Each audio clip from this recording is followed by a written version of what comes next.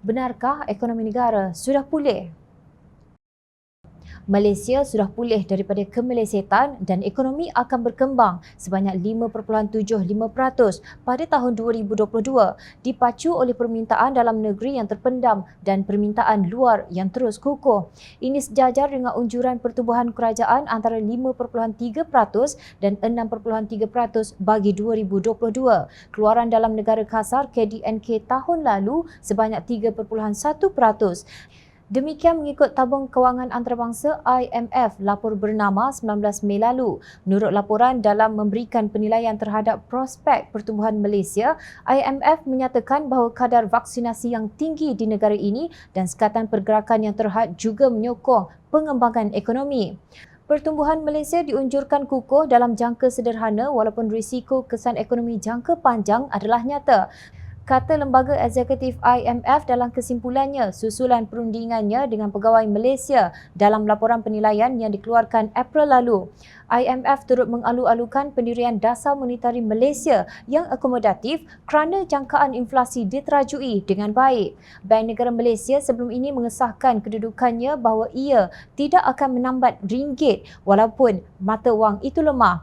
Ini ialah kerana sektor perbankan masih mempunyai permodalan yang baik dan sangat cair disokong oleh kualiti aset yang kukuh. Menurut IMF, sektor kewangan Malaysia kekal berdaya tahan dan ia digalakkan oleh pembaharuan sektor kewangan yang tertumpu pada keterangkuman, transformasi ekonomi dan ekonomi yang mampan. Ini akan membantu meminimumkan kesan ekonomi berkaitan pandemik sambil menggalakkan pertumbuhan inklusif dan penghasilan pekerjaan, kata IMF. Pada masa yang sama, IMF menyarankan dasar untuk mengukuhkan jaringan keselamatan sosial untuk menyokong pemulihan inklusif dan memudahkan pengeimbangan semula luaran yang telah dilakukan Malaysia melalui peruntukan berkaitan COVID-19 yang mencecah berbilion ringgit. Katanya tindak balas dasar pandemik yang pantas, besar dan pelbagai serampang menyokong ekonomi. Jumlah perbelanjaan belanjawan peruntukan berkaitan COVID-19 bernilai sehingga 39 bilion ringgit, kira-kira 2.5% daripada keluaran dalam negara kasar KDNK pada 2021. Lebih 2 kali ganda daripada belanjawan awal 17 bilion ringgit dan melebihi 38 bilion ringgit yang dibelanjakan pada 2020. Sehubungan itu, defisit kerajaan persekutuan mencapai kira-kira 6.5% daripada KDNK pada 2021, lebih tinggi daripada kira-kira 5.5% defisit yang diramalkan dalam bajet 2021. Hutang kerajaan persekutuan pula menurut IMF dianggarkan pada 63% daripada KDNK di bawah siling hutang domestik sebanyak 65%.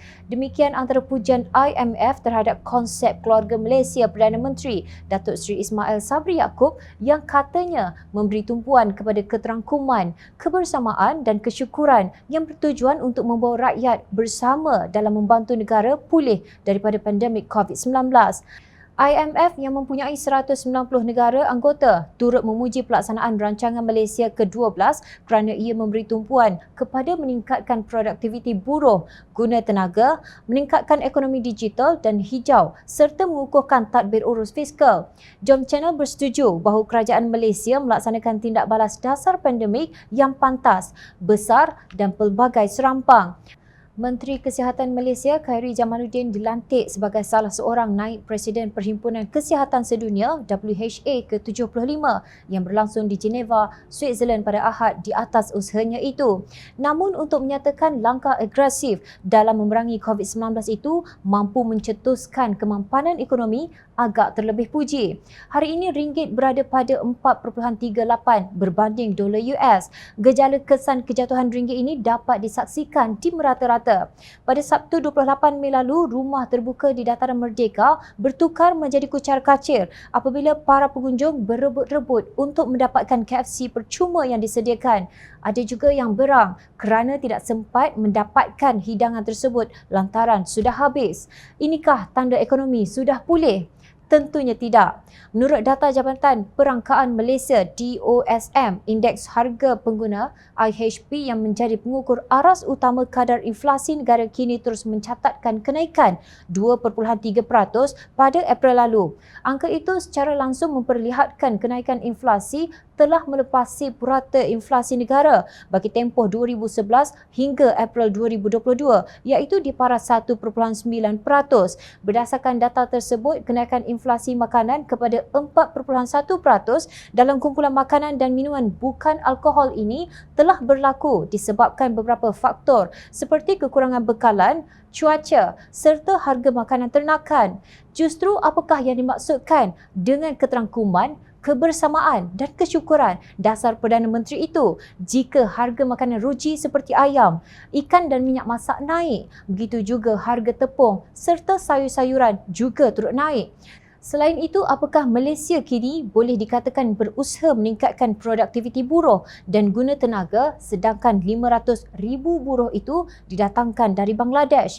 Bilangan ini tidak termasuk 60,000 lagi dari negara asing yang akan bekerja sebagai pengawal keselamatan. Justru merujuk kepada laporan IMF, di manakah berlakunya penghasilan pekerjaan itu. Sementara itu, Ketua Perangkawan Datuk Seri Dr. Muhammad Uzir Mahidin pada Februari 2022 berkata, bilangan penganggur ialah seramai 671,000. Mereka ini nak kerja apa?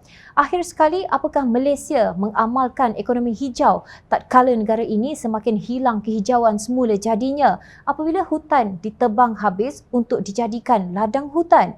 Laporan IMF hanya cantik di atas kertas sahaja. Kita perlukan laporan yang menyusuri kehidupan sebenar rakyat untuk merangka dasar yang mampan dan adil berasaskan kesaksamaan untuk rakyat.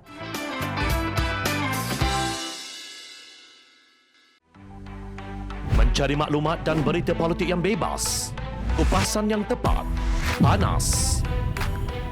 Dapatkannya secara eksklusif hanya di Jom Channel. Komitmen kami, rentasan berita Isnin hingga Jumaat. Berbicara dan isu semasa, kami garapkan secara langsung. Panel-panel berkaliber dan profesional. Interaktif, pandangan anda kami raikan. Jangan lupa bersama kami di setiap hujung minggu dalam edisi khas mingguan. Jom Channel, moving forward, sharing a new experience.